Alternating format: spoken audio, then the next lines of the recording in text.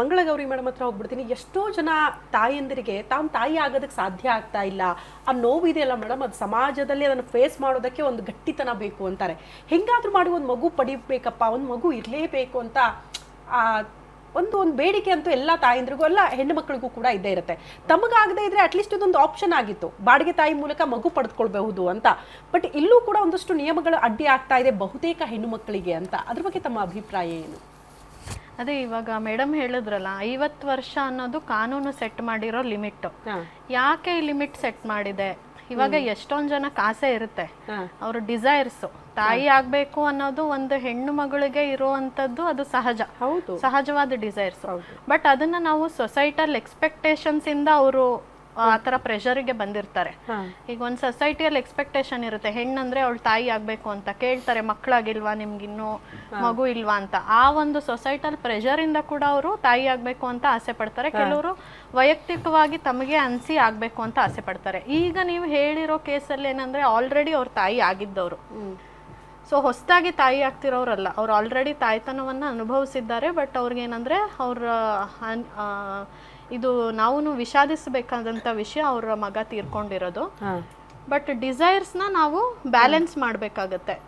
ಈ ಒಂದು ನೀವು ಹೇಳಿರುವಂತ ಕೇಸಲ್ಲಿ ಮಹಿಳೆಗೆ 62 ವರ್ಷ, ಮತ್ತೆ ಕಾನೂನು ಪ್ರಕಾರ 50 ವರ್ಷ ಲಿಮಿಟ್ ಇಟ್ಟಿರೋದಕ್ಕೆ ರೀಸನ್ ಇದೆ. ಈಗ ಎಷ್ಟೊಂದು ಕೇಸ್ಗಳು ನಾವು ನೋಡಿದೀವಿ. 2005ರಲ್ಲಿ ವರ್ಲ್ಡ್ ನ ಓಲ್ಡೆಸ್ಟ್ ಮಹಿಳೆ 70 ವರ್ಷದವರು IVF ಮೂಲಕ ಪ್ರೆಗ್ನೆಂಟ್ ಆಗಿದ್ದಾರೆ. ಅದಾದ್ಮೇಲೆ 2006ರಲ್ಲಿ ಕೂಡ ಒಬ್ರು ಸ್ಪ್ಯಾನಿಷ್ ಮಹಿಳೆ, ಅವ್ರ ಹೆಸರು ಮರಿಯಾ ಬೋಸಾಡಾ ಅಂತ, ಅವರು ಕೂಡ ಕ್ಯಾಲಿಫೋರ್ನಿಯಾದಲ್ಲಿ US-ಗೆ ಹೋಗ್ಬಿಟ್ಟು 66 ವರ್ಷದಲ್ಲಿ ಅವ್ರು 55 ವರ್ಷ ಅಂತ ತನಗೆ ಸುಳ್ಳು ಹೇಳ್ಬಿಟ್ಟು ಅವರು ಕೂಡ ಕನ್ಸೀವ್ ಆಗಿ ಟ್ವಿನ್ಸ್ಗೆ ಜನನ ಕೊಟ್ಟಿದ್ರು. ಸೊ ಕ್ರಿಶ್ಚಿಯನ್ ಅಂಡ್ ಪಾಲ್ ಅಂತ ಏನೋ ಟ್ವಿನ್ಸ್ ಹೆಸರಿತ್ತು. ಆದ್ರೆ 2 years ನಂತರ she expired because of ovarian cancer.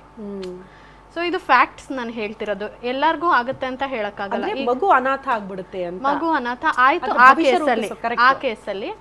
ಯಾಕೆಂದ್ರೆ ಅವರು ಅದನ್ನ ಅವಾಗ ಎಷ್ಟೊಂದ್ ಜನ ಅದನ್ನ ಖಂಡನೆ ಮಾಡಿದ್ರು. 66 ವರ್ಷಕ್ಕೆ ಸರೋಗೆಸಿ ಅಲ್ಲ, ಅದು IVF ಕೃತಕ ಗರ್ಭಧಾರಣೆಯಿಂದ ತಾನೇ ಕನ್ಸೀವ್ ಆಗಿ ಇದು ಮಾಡಿದ್ರು. ಅವ್ರ ಅಮ್ಮ, ಅವರು ಮದುವೆನೇ ಆಗಿರ್ಲಿಲ್ಲ ಆ ಮಹಿಳೆ, 66 ವರ್ಷಕ್ಕೆನೆ IVF ಮಾಡಿಸ್ಕೊಂಡು ಮಗು ಪಡ್ಕೊಂಡಿದ್ದು. ಅವ್ರಮ್ಮ ಆ ವರ್ಷನೇ ತೀರ್ಕೊಂಡಿದ್ರು, 1 ವರ್ಷ ಮುಂಚೆ. ಅವ್ರಮ್ಮ ತೀರ್ಕೊಂಡಾಗ ಅವ್ರಮ್ಮಂಗೆ 101 ವರ್ಷ.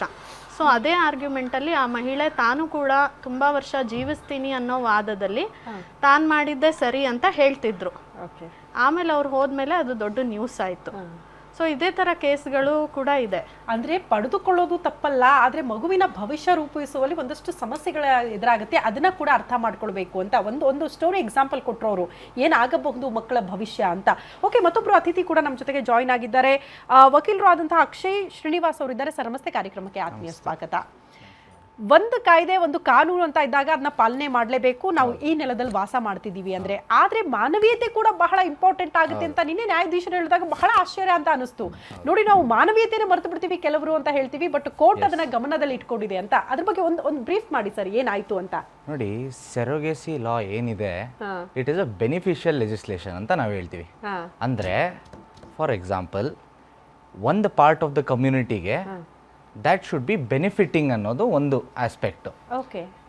ಇದರಲ್ಲಿ ಏನಾಗುತ್ತೆ ಅಂದರೆ, ಬೆನಿಫಿಷಿಯಲ್ ಲೆಜಿಸ್ಲೇಷನ್ಲಿ it is not a strict rule ಅಂತೀವಿ ನಾವು, where court can amend, it can take into consideration humanitarian grounds, ಇನ್ನೊಂದು ಮಗದೊಂದು, ಇದೆಲ್ಲ ಒಂದು ಪಾರ್ಟನ್ನು ತಗೊಂಡು ಅದರಲ್ಲಿ ಕನ್ಸೆಷನ್ ಮಾಡಿ ಪಾಸ್ ಮಾಡ್ಬೋದು ಅಂತಿದೆ. ಸ್ಟ್ರಿಕ್ಟಾಗಿ ಇಂಟರ್ಪ್ರಿಟೇಷನ್ ಮಾಡಬಾರ್ದು ಅನ್ನೋದು ಈ ಲಾದು ಒಂದು ಮೂಲ ನಿಯಮ.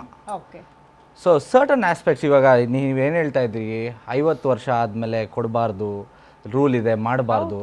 ಈ ಬೆನಿಫಿಷಿಯಲ್ ಲೆಜಿಸ್ಲೇಷನಲ್ಲಿ court can take into consideration humanitarian grounds. ಇವಾಗ ಅವ್ರು ಹೇಳ್ದಂಗೆ ಅವ್ರೇನೋ 60 ವಯಸ್ಸು ಆಗಿತ್ತು ಅವ್ರಿಗೆ, ಅದರಿಂದ ಹೌದು ಆಗಿತ್ತು, ಅವರು ಮಗನನ್ನು ಕಳೆದುಕೊಂಡಿದ್ರು, 32 ವರ್ಷದ ಮಗ ಏನೋ ಇರಬೇಕಾಗ ಅವರು ಕಳೆದುಕೊಂಡಿದ್ರು ಅಂತ. ನಾವು ಅವ್ರಿಗೆ ಡಿಪೆಂಡೆನ್ಸಿ, ನೆಕ್ಸ್ಟ್ ಜನ್ರೇಷನ್ ಅವ್ರಿಗೆ ಏನು ನೆಕ್ಸ್ಟ್ ಜನ್ರೇಷನ್ ಇಲ್ದಿರುವಾಗ they can opt for surrogacy. ಆದರೆ there are certain circumstances where this can be allowed. ಎಲ್ಲದರಲ್ಲೂ ಮಾಡೋಕ್ಕೆ ಬರೋದಿಲ್ಲ. ಸರ್ಟನ್ ಕೇಸಸಲ್ಲಿ ಮಾತ್ರ ಕೇಸ್ ಟು ಕೇಸ್ ಬೇಸಿಸಲ್ಲಿ ಇದನ್ನು ಯೋಚನೆ ಮಾಡಿ ಮಾಡಬೇಕಾಗತ್ತೆ. ಎಲ್ಲ ಕೇಸುಗಳಲ್ಲೂ ಮಾಡಕ್ಕೆ ಬರೋದಿಲ್ಲ.